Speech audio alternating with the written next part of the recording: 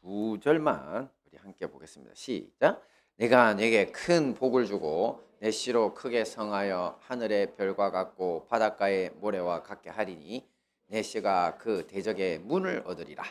또 내 씨로 말미암아 천하 만민이 복을 얻으리니 이는 내가 나의 말을 준행하였음이니라. 아멘. 네, 우리 지난주 성경 정독 범위는 창세기 22에서 28장까지였습니다. 우리는 지난 주일 믿음의 조상 아브라함의 인생 여정, 신앙 여정을 크게 세 가지 테마, 세 가지 주제로 구별할 수 있다고 했죠. 기억이 나십니까? 처음이 바로 믿음의 행동이었습니다.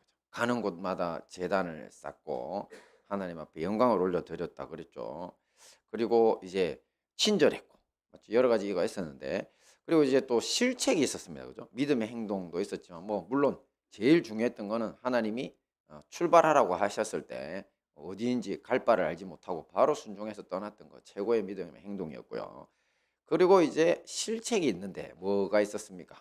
제일 큰 것은 그 자기가 급한 마음에 자녀가 안 생기니까 그냥 첩을 통해서 이스마엘이라고 하는 자녀를 낳게 되고, 또 그것 때문에 나중에 태어난 이삭의 후손들과 함께 몇천 년 동안 이 중동에 지금까지도 싸우고 있는 그 불행의 씨앗이 됐다고 했죠.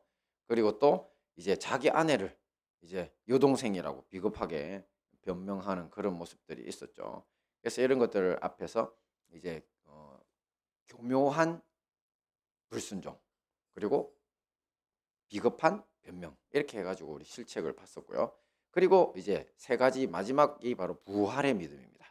물론 부활의 믿음 자체가 믿음의 행동이긴 한데요. 근데 그 중에서도 워낙 탁월한 부분이고 중요한 부분이라서 따로 떼서 이렇게 세 가지 테마로 보는 겁니다. 자, 이것들 앞에서 보셨으니까 사실 여기 부활의 믿음은요, 아브라함의 인생 여정, 이 신앙 여정의 최고 클라이막스가 되고 또 마침표를 찍는 의미도 있습니다. 오늘 함께 부활의 믿음에 대해서 살펴보고 은혜를 나누도록 하겠습니다. 먼저 한번 봅니다. 시작. 믿음의 본질. 네, 이 부활의 믿음에 대해 알아보기 전에 먼저 믿음이란 뭔가, 이 믿음의 본질에 대해서 한번 알아야 되는데요. 제가 청소년 시절 이 수학여행을 갔다가 경험한 일입니다.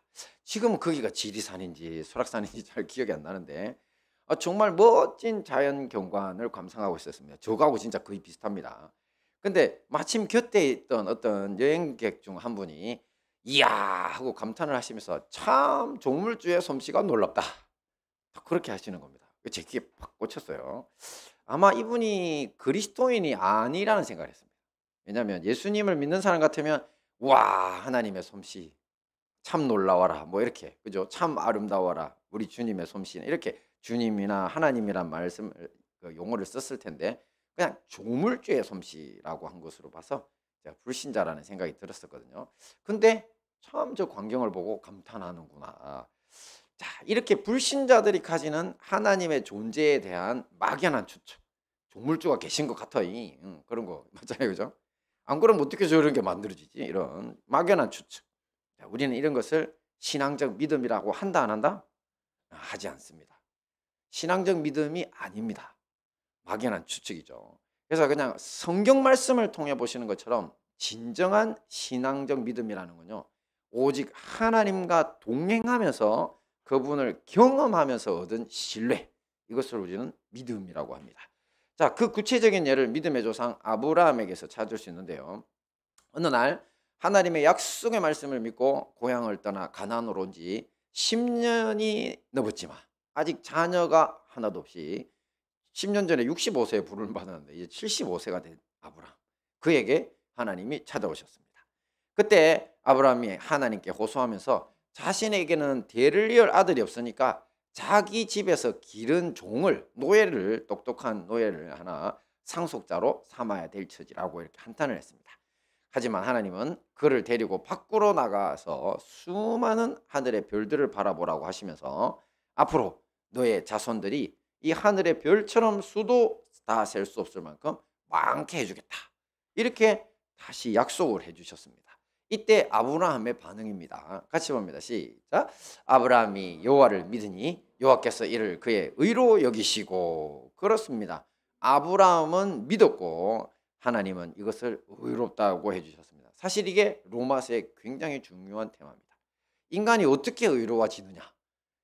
우리는 의롭다는 거는 그렇잖아요. 옳을 의잖아요, 그죠? 우리는 옳은 의인으로 살려면요, 도덕적인 일을 해야 되고 훌륭하게 살아야 됩니다. 그건 너무 당연한 것 같이 보이죠, 그죠? 하지만 인간이 원래 가진 근원적인 죄에서는 절대 못 빠져나옵니다. 그런데 지금 아브라함의 이야기를 통해서 하나님은 네가 도덕적인 행위를 한 거 아니고 나를 믿어? 그러면 나는 그거 의롭다고 해줄게. 하나님의 방식이거든요. 그래서 인간이 의롭게 되는 길이 온 인류 아무도 몰랐는데 아브라함 덕분에 알게 된 겁니다. 하나님을 의지하고 믿고 자, 그런데 이 믿음이 이제 여기를 이야기해야 되는데요. 그 믿음이 뭐냐? 도대체 어떤 믿음이길래 이걸 하나님 의롭다까지 하셨냐? 그래서 이제 히브리어 원어를 찾아보면요, 믿으니에 해당하는 말이 아만인데 저 아만의 바로 신뢰하다라는 뜻이 신뢰하다. 그래서 우리가 믿는다고 할 때는 뭐 하는 거라고요? 신뢰. 누구를? 하나님을. 그죠? 이것은 아브라함이 고향을 떠나오면서부터 겪었던 온갖 일, 또 전쟁, 또 주변 나라 왕들에게 아내를 뺏기는 것 같은 그런 숱한 고난 속에서 하나님을 경험하다 보니까 자기가 얻게 된 신뢰의 믿음을 일컫는 겁니다. 그래서 하나님을 믿는다고 할 때는 반드시 경험이 있어야 됩니다. 하나님을 경험하지 못한, 하나님의 선하심을 경험하지 못하고 믿는다는 건요, 그냥 그러려니 아까 저기 멋있는 자연 보면서 우와 조물주의 솜씨가 놀랍네, 똑같습니다. 막연한 추측일 뿐입니다. 진정한 믿음이 아닙니다. 자, 이렇듯 우리가 하나님을 믿는다고 할 때 믿음의 본질은요, 그분하고 동행해야 합니다. 함께 걸어봐야 되고 또 어떤 상황에서든 신뢰할 수 있는 수준까지 이제 되었다는 것을 의미하는 겁니다. 저게 믿음입니다. 저게 믿음. 그래서 여러분들에게 만약에 하나님과의 동행도 없고 어떤 상황에서도 나는 하나님을 신뢰한다고 말할 수 없다면 믿음이 있는 사람이다, 없는 사람이다? 없는 사람인 겁니다. 자, 다음 봅니다. 시작. 부활의 믿음. 네, 앞에서 우리는 믿음의 본질이 신뢰라는 사실을 알게 됐죠. 그런데 이 신뢰의 믿음이 자라야 한다는 사실도 알아요. 믿음이 자라야 돼요. 신뢰도. 자, 그것도 어디까지 가야 되냐면 부활의 믿음에 이르기까지 자라야 한다는 것을 아브라함을 통해서 우리가 배웠습니다. 그리고 나중에 2000년 전에 예수님이 오셔서 부활의 믿음까지 자라야 된다는 것을 또 확인했죠. 자, 앞에서 보신 것처럼 아브라함은 하나님을 신뢰했고 그 믿음에 따라서 정말 100세가 돼서 아들을 얻게 됩니다. 자, 그런데 그로부터 대략 20여 년이 지난 즈음에 엄청난 일이 벌어지게 되는데요. 하나님이 아브라함에게 뭐라고 하셨습니까? 같이 봅니다. 시작. 내 아들, 내 사랑하는 독자 이삭을 데리고 모리아 땅으로 가서 내가 네게 지시하는 한 산에서 그를 번제로 드리라. 이런 명령을 내리십니다. 번제란 짐승을 먼저 잡아 죽여가지고 내장을 다 꺼내고 불에 태워드리는 제사입니다. 자, 이런 제사를 짐승도 아닌 자기 사랑하는 아들 이삭을 대상으로 하나님이 드리라고 아브라함에게 명령하고 있습니다. 자, 이런 때 보통 사람 같으면 어떻게 할까요? 자, 어떻게 얻은 아들인데 지금 하나님이 이게 말이 돼? 그러면서 정말 이삭이라고 하는 사랑하는 아들의 존재에만 마음이 쏠려가지고 아무런 행동도 할 수 없었을 겁니다. 그러면서 아니면 뭐 하나님의 말씀을 거부했겠죠. 자, 하지만 아브라함은 아니었습니다. 그는 지난 수십 년간 겪은 일들 속에서 하나님이 얼마나 선하시고 얼마나 대단한 분이신지에 대해서 어떤 믿음을 갖다고요? 신뢰라고 하는 믿음을 쌓아온 사람입니다. 그러니 하나님이 까닭 없이 자신에게 이런 명령을 내리실 리가 없다고 생각하고 바로 답을 얻습니다. 그가 얻은 답을 자, 후대에 기록된 히브리서 기자가 대신 이야기해 주거든요. 함께 봅니다. 시작. 하나님께서는 이삭을 죽은 사람들 가운데서도 아브라함은 되살릴 수 있다고 생각했던 것입니다. 그렇습니다. 이삭이 죽어도 하나님은 되살리실 수 있다. 그리고 반드시 그렇게 하실 것이다. 자, 아브라함은 이렇게까지 하나님을 신뢰했던 겁니다. 자, 그런데 사실 이것도 근거가 있어야 되는 거 아니에요? 여러분, 근거 없는 믿음은 그건 미신입니다. 반드시 근거가 있어야 됩니다. 저렇게 믿게 된 근거가 뭐래? 아까 말씀드린 것처럼 앞에 동행의 경험은 있지만 사실은 아들까지 이렇게 번제로 바쳐라는 거는 솔직히 이거 경험을 넘는 이야기 아니에요? 그죠? 자, 같이 봅니다. 시작. 하나님이 이르시되 아니라 내 아내 사라가 내게 아들을 낳으리니 너는 그 이름을 이삭이라 하라. 내가 그와 내 언약을 세우리니 그의 후손에게 영원한 언약이 되리라. 네, 이것은 이 말씀은요 사실 이삭이 태어나기 바로 1년 전에 하나님이 천사들과 함께 아브라함의 집을 한 번 더 방문하십니다. 그래서 직접 그때 아브라함이 99세가 되도록 애가 없으니까 저 포기했습니다 이러면서 옛날에 그 교묘한 불순종이라고 하던 그 13년 전에 그 이스마엘 첩을 통해서 얻은 이 아들이나 잘 살게 해달라고 그렇게 이야기했거든요. 근데 하나님은 이렇게 말씀한 거죠. 아니다. 걔 말고 네 진짜 아내 사라를 통해서 얻은 아들. 걔 이름은 이삭이라고 해라. 이삭의 이름의 뜻이 뭐라고요? 웃었다며 웃었다. 네, 웃었다. 왜냐하면 저 이야기를 처음 들었을 때 아브라함이 속으로 웃었거든요. 99살 된 노인이 어떻게 아들을 낳아요? 그렇게. 마누라는 지금 몇 살? 10살이나 미쳐요. 89살인데. 그 월경도 끊겼는데 웃었거든요. 그리고 나중에 또 하나님 한 번 더 방문하셨을 때 또 자기 아내 사라도 웃었거든요. 말도 아니야. 흐흐흐 이렇게. 그래서 애 이름이 어떻게 됐다고요? 웃었다고. 그렇죠? 이 웃음은 사실은 실내 웃음이 아닙니다. 그죠? 근데 하나님이 그래서 우리 하나님이 상당히 재밌는 분이십니다. 애 이름을 지어줬는데 너 둘이 웃었잖아. 이삭. 웃음. 상당히 재밌잖아요. 그리고 자기들이 이삭을 볼 때마다 맞다. 우리가 하나님 못할 거라고 했는데 우리 안 된다 그랬는데 됐구나. 맞죠? 그래서 이게 하나님의 유머로 불립니다. 이삭이라는 이름이. 할렐루야. 근데 지금 보시는 것처럼 하나님이 분명히 20년 전에 얘가 태어나기도 전에 내가 이 아이하고 언약을 할 거고 그리고 이 아이를 통해서 자손이 나올 거고 그리고 이것은 그 후손에게까지 영원한 언약이라 했거든요. 근데 지금 이삭을 바치라고 했을 시점에는요. 이삭은 지금 20살도 안 된 나이입니다. 지금. 근처로 보이긴 하는데. 근데 그 아이를 내놔라고 했잖아. 그죠? 그러니까 이 말씀을 생각해 보면 하나님이 지금 그래도 애를 번제로 바치라고 했으니까 답은 뭐가 나옵니까? 하나님이 죽은 사람을 다시 살려서 돌려주시려나 보다. 이 판단밖에 못한다는 겁니다. 할렐루야. 그래서 이것을 부활이라고 합니다. 우리는 지금 아브라함에게서 인류 최초로 부활의 믿음을 보고 있는 겁니다. 자, 이 부활의 믿음을 따라서 아브라함은 이삭을 모리아 산으로 데려가죠. 그러면서 이삭에게 처음부터 이 사정을 알려주지는 않았습니다. 자기가 칼과 불을 손에 들고 번제물을 태울 때 쓸 큰 나무찜. 근데 지금 그림의 저 나무찜은요 너무 작아요. 저 사람 하나 못 태웁니다. 저거보다 한 서너 배는 더 높습니다. 여러분 지금도 유튜브나 그 검색해 보세요. 저기 그 가난한 나라 사람들 나무찜 해 다니는 거. 아니면 구한말에 우리 저기 조상님들이 나무찜 해가 다니는 거 한번 보셨어요? 그 인터넷에서 구한말 나무꾼 이렇게 치면요 어떠냐면 자기 키보다 한 5배 정도 크나 옆으로 벌어진 그걸 지게 하나에 지고 다니세요. 어마어마하게 지거든요. 근데 사람을 하나 태울 번제단은요 뭐 그렇게 어마어마는 아니더라도 자기 키보다 한 3배 이상은 커야 됩니다. 그래야지 그게 태워집니다. 여러분 우리 고기 구워 먹을 때도 나무 엄청 들잖아요. 조금 고기 한 덩어리 해도 번제는 완전히 받쳐드리는 거기 때문에 어마어마한 나무를 쳐야 됩니다. 근데 이삭이 저걸 지고 가죠. 자, 그러면서 이제 중간에 이삭이 이상한 생각이 드는 겁니다. 아니 자기가 이상하네. 아니 아버지는 불이랑 칼을 들고 가고 나는 나무찜을 이렇게 쥐고 가는데 근데 이제 번제를 하려면 양이 있어야 되는데 그래서 아버지 보고 아버지 아니 칼과 불과 이 나무는 있는데 번제할 어린 양은 어디 있습니까? 이렇게 질문을 했습니다. 그때 이제 아브라함의 믿음이 보이는데요. 그게 뭡니다. 시작. 아들아 번제할 어린 양은 하나님이 자기를 위하여 친히 준비하시리라. 네, 여기서 준비하시리라 히브리어 원어가 뭐랍니까? 여호와 이레 그러죠. 하나님이 친히 준비하실 거라는 믿음의 고백을 그 아들에게 들려줍니다. 자, 그렇습니다. 여러분 하나님은 우리의 믿음을 위해서 가장 필요한 것을 친히 준비하시는 분입니다.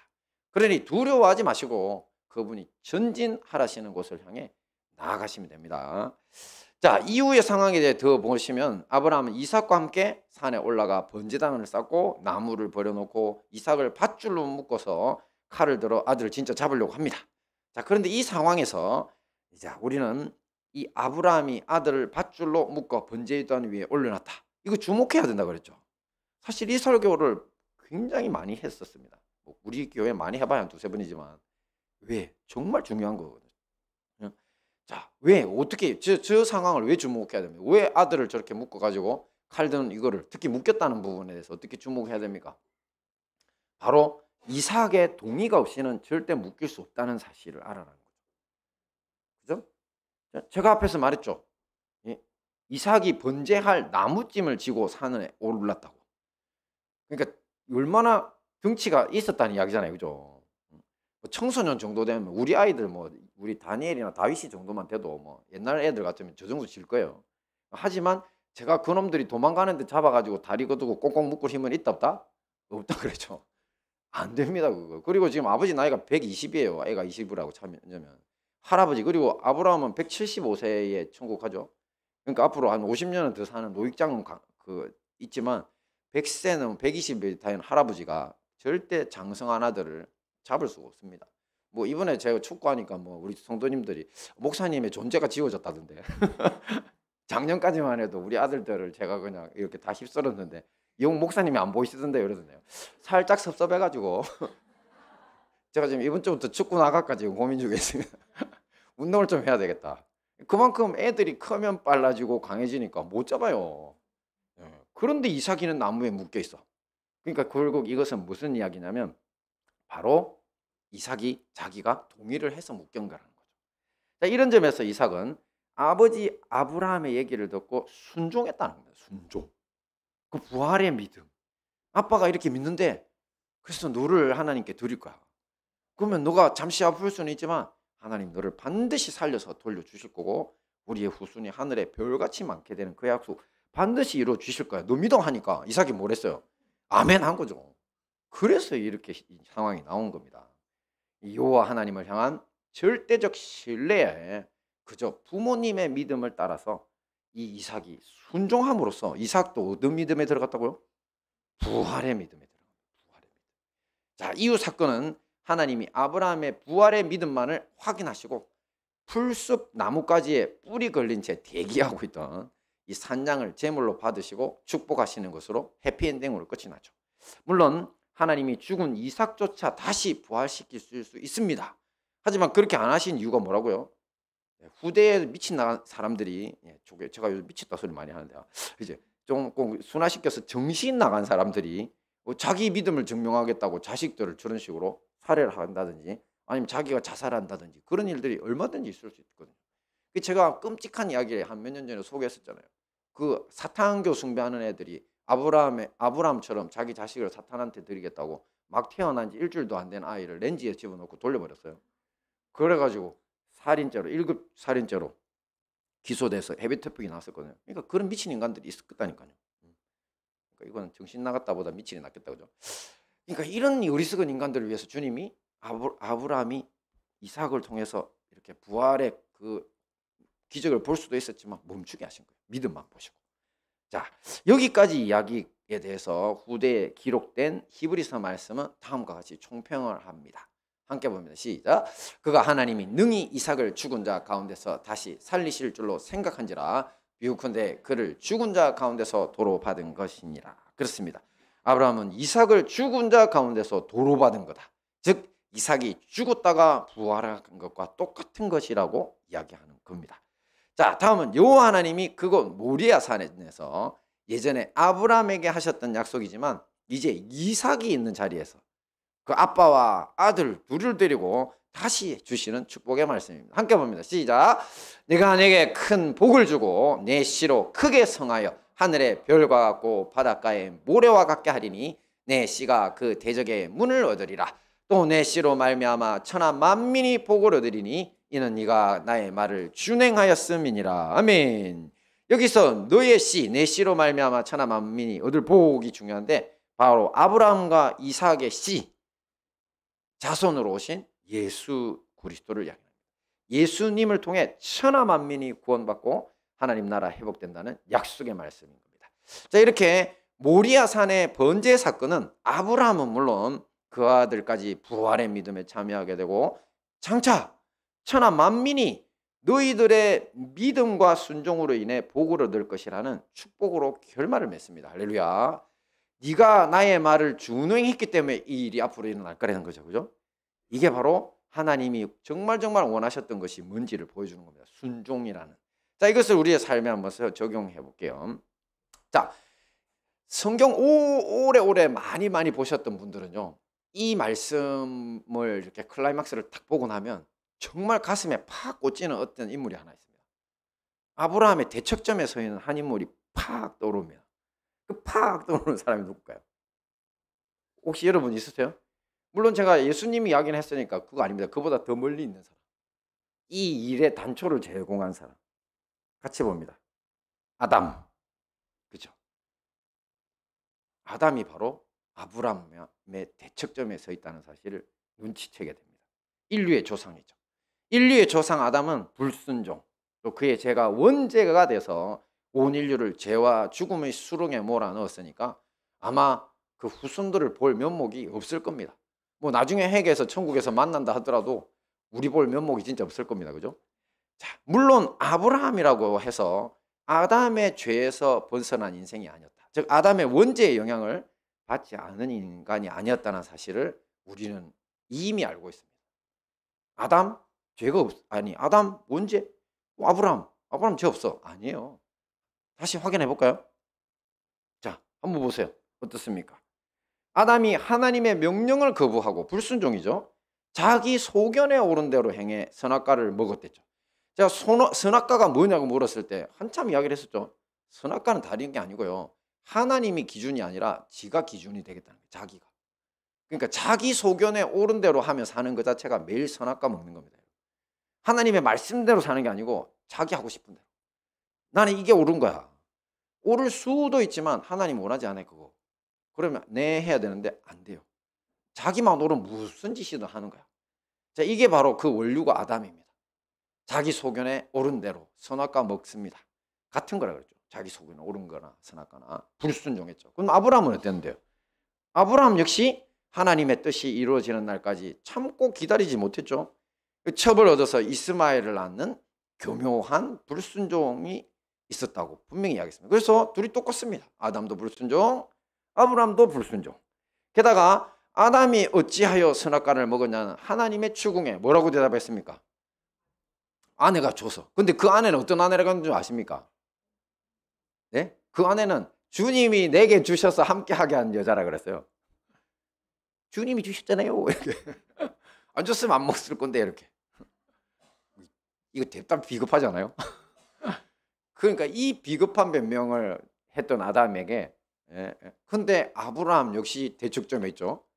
야, 너 왜 누이 동생을 너 아내를 누이라고 속였어 이랬더니만 원래 내 누이였거든. 이렇게 비겁해요. 똑같아요. 그래서 정말 이 둘이가 대척점에 서 있다니까 똑같은 짓을 해요. 정말 보여. 그래서 이 아담의 죄를 넘어선 존재가 절대 아니라는 사실을 우리가 알 수 있습니다. 아브라함이. 하지만 아담과 아브라함은 그 결말이 전혀 다릅니다. 아담은 너는 흙이니 흙으로 돌아가라. 죽음으로 그의 남은 인생을 끝마쳤습니다. 그렇죠? 하지만 아브라함은 부활의 믿음으로 들어가서 영원한 생명을 얻어서 지금도 하나님 곁에 머물고 있습니다. 할렐루야. 근데 이제 이 부분에 대해서 아니 목사님이 아브라함이 하나님 곁에 있는지 없는지 어떻게 알아요? 이렇게 물어보잖아요. 물어보셔야지. 그렇죠. 근데 이걸 어떻게 아느냐면요. 그 마가복음 12장에 보면 그 이야기가 있어요. 저기 한 과부가 있는데 남자 7하고 결혼을 했어. 옛날에는 그 형사치수제였죠. 형이 그냥 자녀를 못 낳고 죽으면 그러면은 그 둘째가 결혼을 해서 그 형의 자녀를 대신 낳아줘야 되는데 그걸 7번이나 했는데 형제들이 다 죽었다. 근데 이건 만들어낸 이야기입니다. 이거 사두개인들이 부활이 없다는 거. 왜냐하면 나중에 부활이 있으면 여자 하나에 남자 7인데 이게 말이 되느냐. 하나님의 도덕률을 위반이니까 이런 일 절대 없다고 주장했던 거거든요.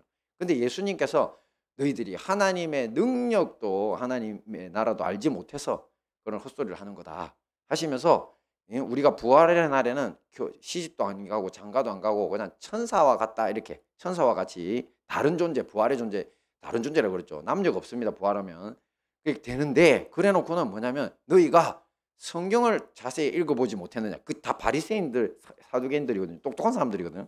진짜 성경을 그냥 백독이 아니라 한 천독도 했을 사람들이거든요. 근데 그 사람들한테 너네들 성경 뭐 어디 읽어봤냐? 하나님께서 그 떨기나무 이야기, 옛날에 그 누구야? 모세한테 이야기하실 때 자기를 뭐라고 소개하시더냐? 하나님 뭐라고 자기를 소개했습니까? 나는 아브라함과 이삭과 야곱의 하나님이라고 하셨다. 하나님은 이와 같이 죽은 자의 하나님이 아니라 산 자의 하나님이시다. 그렇게 이야기하니까 사두개인 그 바리새인들은 아무 말도 못하고 입을 닫아버렸잖아요. 자기들 아는 지식인데 이렇게 해석할 수가 없었거든요. 아브라함과 이삭과 야곱은요, 예수님의 눈, 하나님의 눈으로 볼 때 죽은 자가 아닙니다. 하나님의 눈에는 살아있는 자예요. 그래서 저기 아브라함이 하나님 앞에 이삭과 함께 드렸던 이 부활의 믿음, 이 모양이요, 그들을 영생하도록 하나님 곁으로 이끌어 간 거라는 거죠. 할렐루야.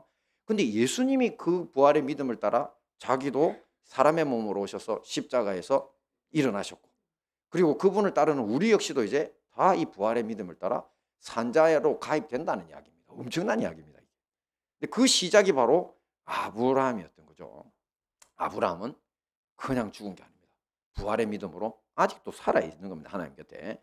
자, 그렇다면 이렇게 아담과 아브라함을 가르는 결정적 차이가 어떻게 일어난 겁니다. 앞에서 보신 거지만 아담이 저기 비겁한 변명하는 거나 아브라함이 비겁한 변명.